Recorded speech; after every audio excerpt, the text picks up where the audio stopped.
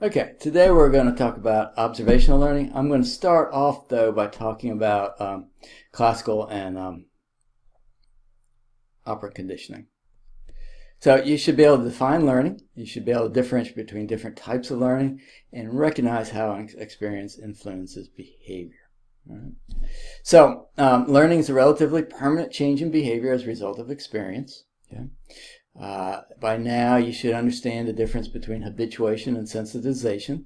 Habituation is a decrease in response with repeated presentation of a stimulus. Sensitization is a increase in response as a result of repeated presentation of a stimulus. Okay? It's very basic types of learning. Every organism is capable of habituation and sensitization.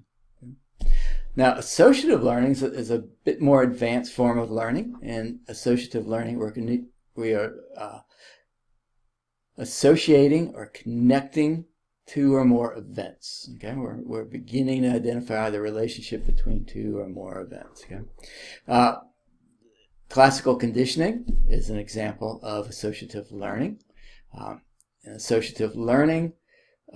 In classical conditioning, in a standard experimental paradigm, you have a neutral stimulus, which is known as the unconditioned stimulus, and it's unconditioned because it's not learned. Right?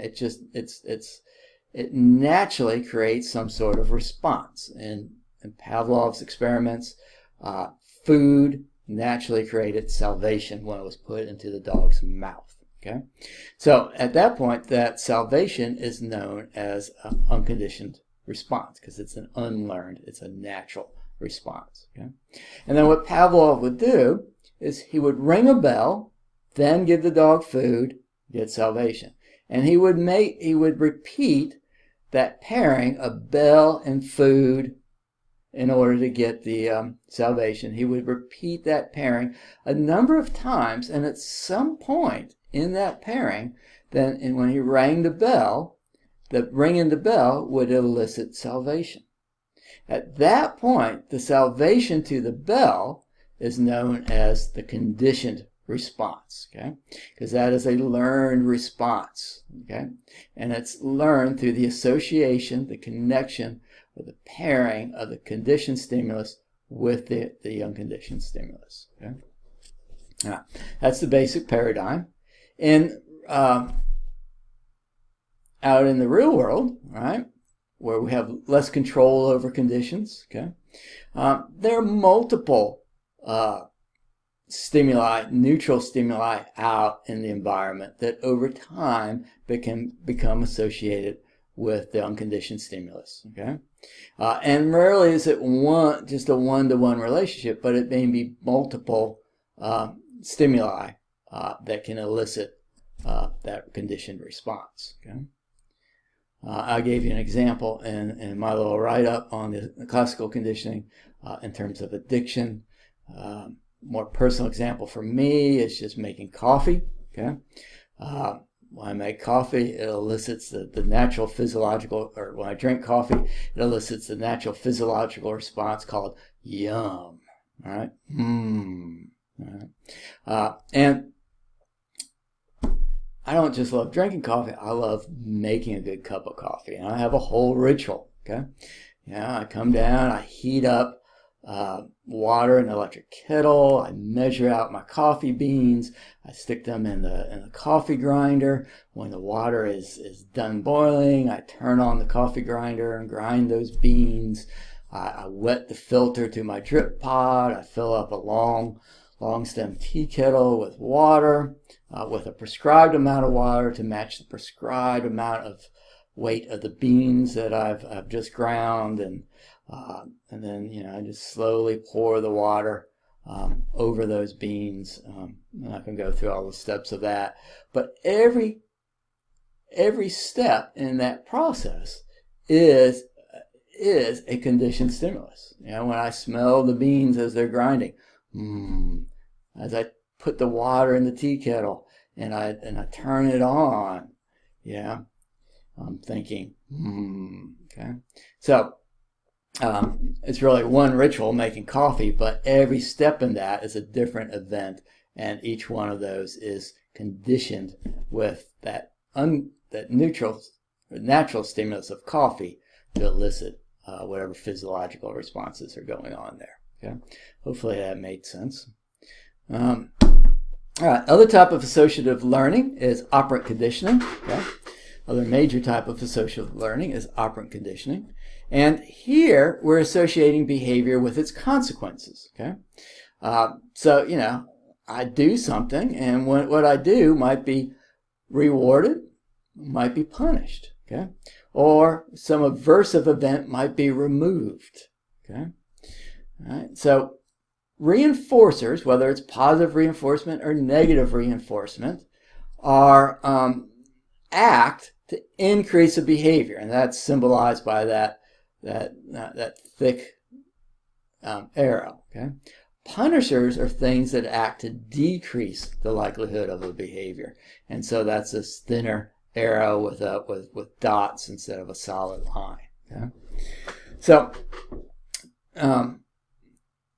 you know, if you're training a dog, you get him to sit, you give him a treat. Okay, that's a positive reinforcement. It's a reward. It's something pleasurable. It's something enjoyable for that dog. Okay, and it increases the likelihood that they will do it again. Okay.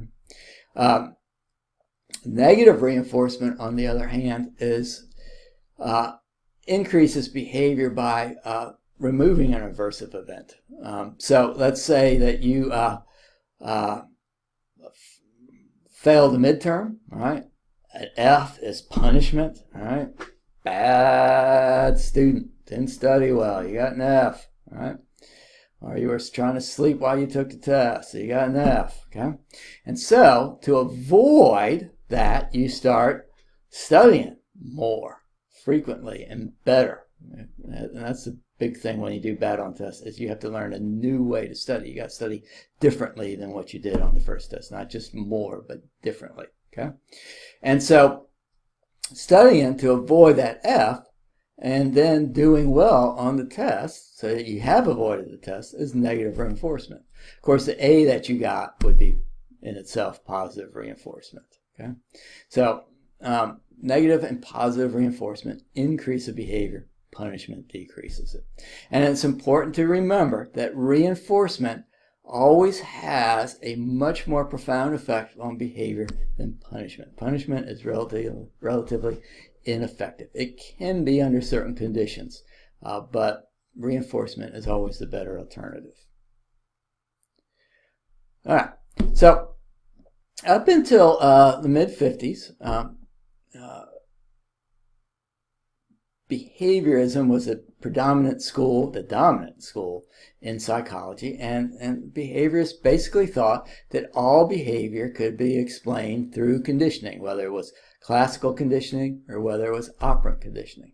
The problem is, that's easy to explain behavior of a pigeon in an operant box, or training a dog, or even for that matter, just doing well on tests in school. Okay, so kind of behavior can be explained through that, but when you start talking about more complex types of behavior, it gets really hard to explain it simply through the association of stimuli and responses. Okay, and behaviors tend to ignore what was going on inside the organism, and yet one of the most important things, of course, is motivation. All right? And if you're going to get a rat to press a bar for food, it better be a hungry rat. You put a big fat rat into an operant box, it doesn't have much incentive to push the bar for food. But you put a hungry rat in there, he will push it. Okay.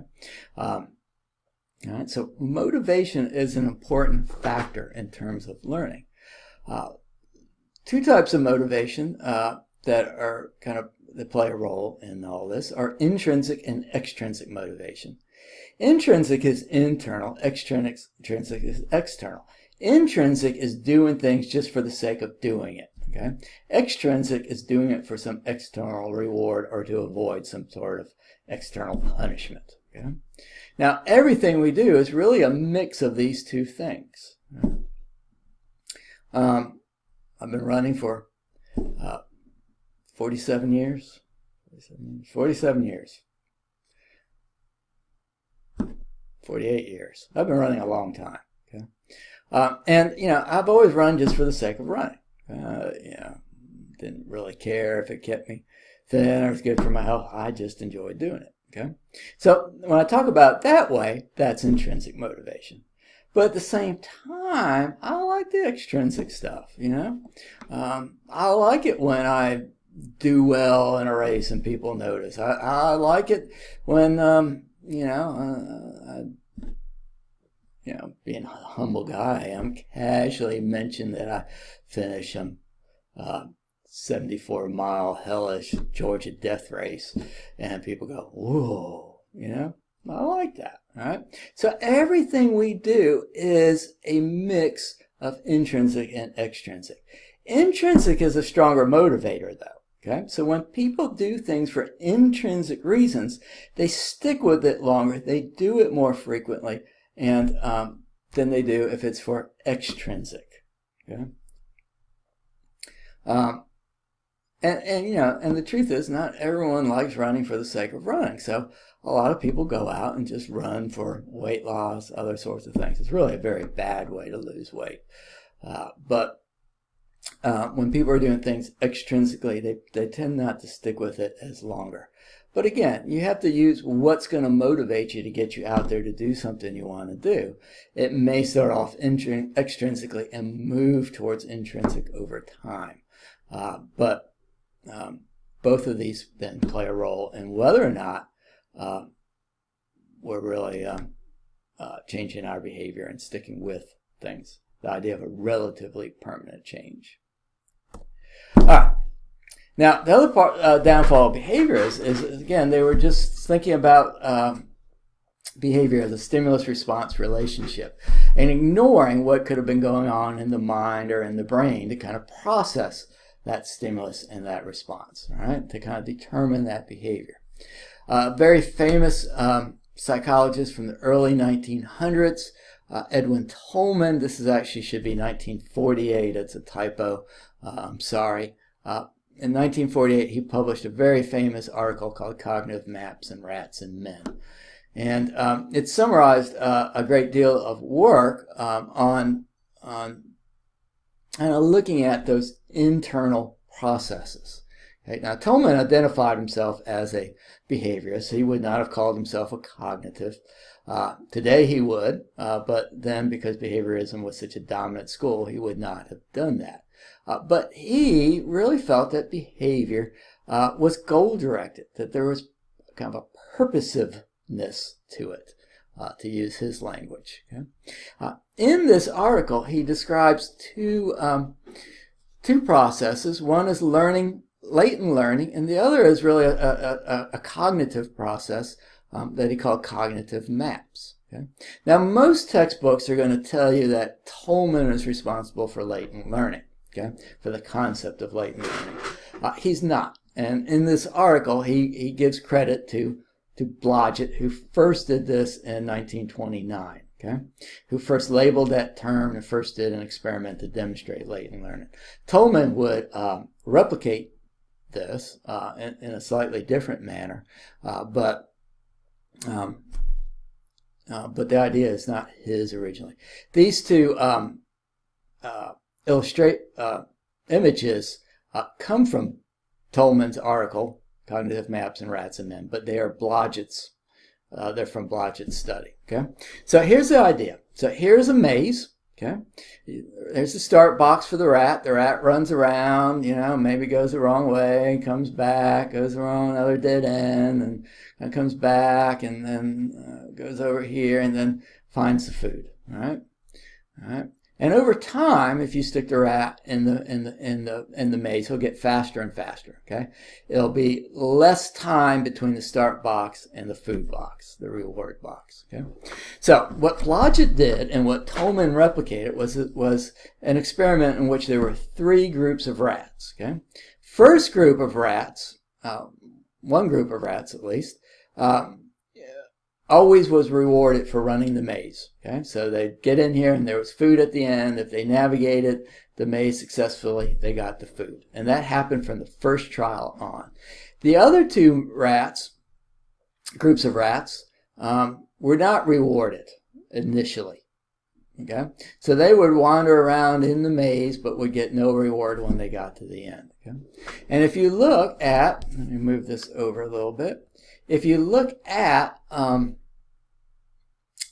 the group that was rewarded from the beginning, you can see that it took them a little while the first time through in the maze, but with each trial, each time they were put in the maze, they got faster and faster. It took them less time to get from one end of the maze to the next. Okay, and by the end they were pretty darn fast. Okay, so after a couple trials, what Blodgett did was he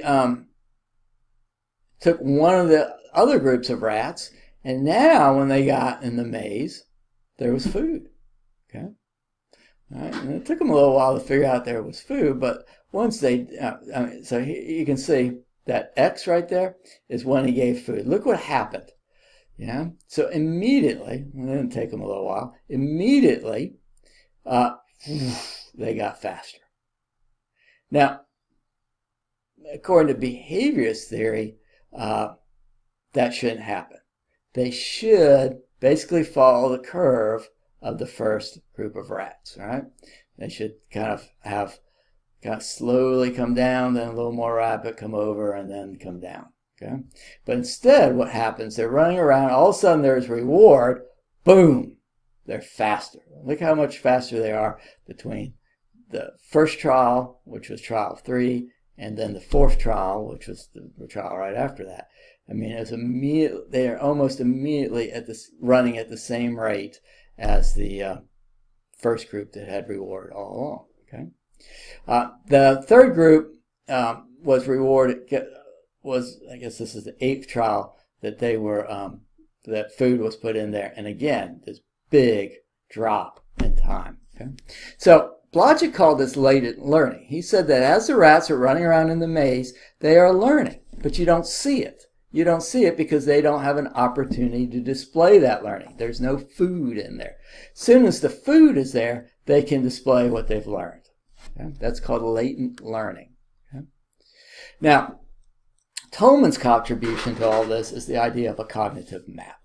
What Tolman argued is that what the rat is doing when it's running around in here without any food is that it's forming a map. Okay, it's learning to navigate that maze, and it knows where the dead ends are, and it knows how to get here.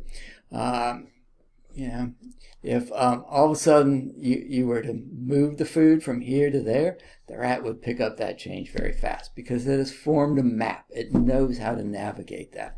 And this is what he called a cognitive map. Okay? When I'm running with Arlo on a familiar trail, okay, sometimes he likes to run down steep sides of mountains and run up the steep sides of the mountains while I'm going on the trail, and he'll run and he'll meet me ahead. Yeah, if there's a place where the trail splits, he'll wait for me there just to see which way we're going. Okay, but he's able to do that because he at least in Tolman's thinking has a map of that terrain. All right, so he knows how to that if he goes down and over and then comes up at a certain spot, that he will hit the trail again and meet me there. Okay, so that's the idea of a cognitive map. My wife took Arlo on a local trail, just walking, and we have a woman who stays with us. She rents in our basement, and she was just amazed that Arlo knew his way. Well, he's been on that trail, hundreds, if not thousands, probably a good 1,000 times in his short little life. So he knows the way. All right. Now, this again is 1948, not 1958. 30 years later, two psychologists, Lynn Nadell and John O'Keefe, were recording from neurons in the hippocampus of rats. Hippocampus plays a big role in memory. We'll talk about it more when we get to memory. And they're recording from single neurons, and they found neurons that responded to place. Okay. And so what they did is that basically they found the neurophysiological basis of Tolman's cognitive maps. Okay? And they won the Nobel Prize for that. London taxicab drivers spend 2 years studying street maps before they're ever allowed to actually drive a taxi. Okay? And so people have studied the hippocampi of London taxicab drivers, and they're bigger in volume than non-taxicab drivers. Okay? But again, it's the idea of this cognitive map, and that the hippocampus somehow is able to form those maps. And so by learning the street map, memorizing the street map, it's through plasticity increasing the size of the hippocampus in those drivers.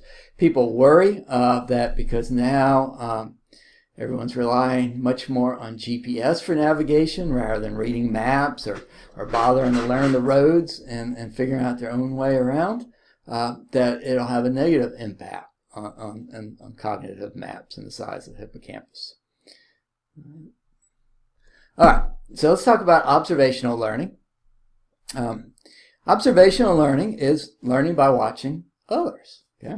When we try to imitate that behavior, that's modeling. Okay? So the internal aspect of observational of learning is watching. The external aspect is modeling, actually trying to do that. So if you've done any sports in your life, watching your coach or an older, more experienced person imitate to demonstrate a skill, and then trying to copy what they did, trying to imitate that, that was through observational learning. Okay? And you see this in animals and humans. Most every animal can demonstrate some type of observational learning, from birds to chimpanzees. I'll give you a quick example of Arlo and my youngest daughter's Rue. And Rue, Arlo has learned quite a few things from Rue. One was how to catch a treat. We used to throw treats at Arlo, and it would just bang off his head. You know? He'd just sit there, throw him a treat, bang off his head, and he just kind of sat there, and when it fell on the ground, he'd look around and eat it. But he just had no instinct to catch that. One weekend I was up visiting my daughter. We'd gone trail running in the mountains around Asheville, and with Arlo and Rue, and we got back. Maggie was tossing treats to Rue, and Rue was catching them. Rue would even jump in the air and catch them. And she threw one at Arlo, and he immediately caught it. Threw another, and Arlo got up on his hind legs and into the air and caught it, just like Rue. Yeah. So, but that happened through observation. Okay. That's one of my favorite things that he's learned from Rue. My least favorite thing is he's learned how to get on couches and beds. He's actually, at least for the moment, we seem to have extinguished that behavior. But all of a sudden one weekend he decided he could start getting up on beds and couches after watching Rue do that. All right. In terms of humans in observational learning, again, you've done it many times in your life.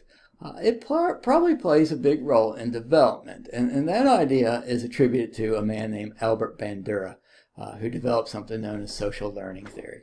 And in social learning theory, it's the idea that children do learn through the principles of classic and operant condition, but they also observe through observational learning. Okay? And I will post a picture, a video of the Bobo doll experiments. They're actually kind of disturbing. Okay? In these experiments, what Bandura did was he had children watch adults interacting with a Bobo doll. This is a Bobo doll. Okay?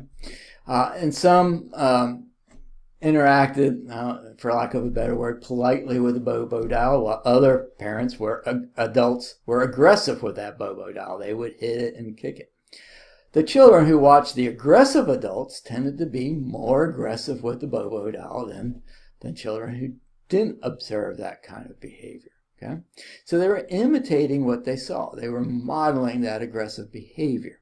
Okay? If they saw an adult get aggressive with a Bobo doll and then get scolded by the experimenter, the children who went in there were less likely to be aggressive. So they weren't just modeling the behavior, but they were observing the consequences of that behavior, and they were able to respond appropriately. Okay? Again, I'll post a video of that for you to watch. All right. Finally, I want to talk about implicit learning. Okay. Explicit learning is really learning that we do through conscious awareness. So when you're studying for a test, that is explicit learning. You are learning facts, events, whatever, and you're doing that consciously. You purposely, intentionally do it. Implicit learning is outside of conscious awareness. Okay, so learning a motor skill, you think about it. At first, you have to kind of think through what to do. That's explicit, but there's a lot of little things that you kind of pick up, and at some point you're not really thinking through that, all right? And that's implicit learning. Classical conditioning is an example of implicit learning. We will talk more about explicit and implicit when we get to memory. Okay? Explicit memory is vulnerable to head injury and other sorts of trauma to the brain. Implicit is not. It is much more resilient. Okay.